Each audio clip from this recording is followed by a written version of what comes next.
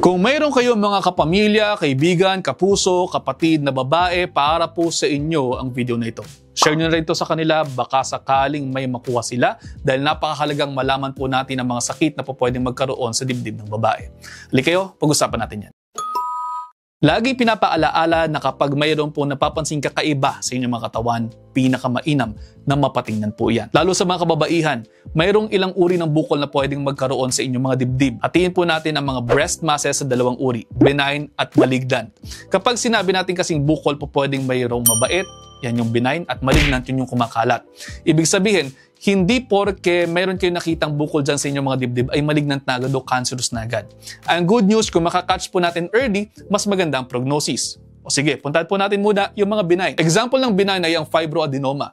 Usually, mga solid lumps ito sa mga kababaihan around 18 to 35 years old. Yung isa naman, around 50 to 60% ng mga babae pwedeng magkaroon ay tinatawag po na fibrocystic change.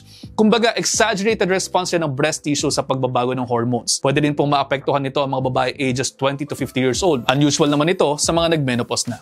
Puntahan naman natin yung tinatawag na malignant tumors of the breast. Ito naman yung sinasabi ko sa mga pasyente na mga bukol na makukulit. Ito yung mga bukol na kapag hindi na-detect kaagad at hindi nagamot kaagad, pwedeng lumaki, patuloy na lumaki, kumalat at manira ng mga karating na normal tissues.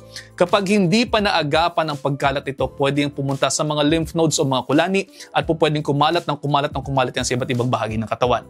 Yan ang tinatawag na metastasis. Marami din pong types ng breast cancer, pero sa tingin ko, ang mas dapat ninyong malaman ay ang mga signs na pwedeng cancerous ang breast mass. Pwedeng ang bukol ay cancer kapag matigas, walang pananakit, single o nag-iisang bukol, nasa upper outer quadrant, pwedeng nag-extend yan papunta sa kilikili, hindi nagagalaw, at kung may kaakibat na pagbabago sa itsura ng breast tissue, nag-i-invert ang nipple at nagbabagong kulay at texture nito. Kaya lagi sinasabi na gawin po ang self-breast exam kung kayo po ay nahihiya magsabi sa inyong mga doktor. Gawin nito around 3 to 5 days matapos ang inyong monthly period habang kayo nasa CR, nagsha-shower o naliligo. Kung mayroon kayong nakakapang bukol o mapapansing pagbabago sa inyong mga dibdib, magpatingin na agad kayo sa inyong mga doktor.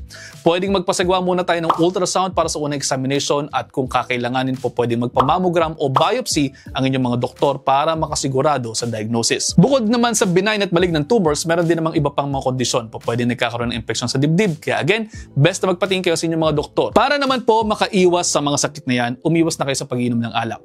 Tapos ang gawin ninyo, mag-ehersisyo kayo araw-araw, kumain kayo ng masusustansyang pagkain, kasama dyan lean proteins, fruits, vegetables, whole grains, at tigilan na po ang matatamis, matataba, at maalat at processed na pagkain. At paano? Yun lang muna. Sana po may natutunan kayong po pwedeng ibahagi sa inyong mga kaibigan, kapamilya, kapatid, kapuso, at kung kaano-ano pa. Huwag lang siguro sa mga kalaguyo. See you next episode. Ingat!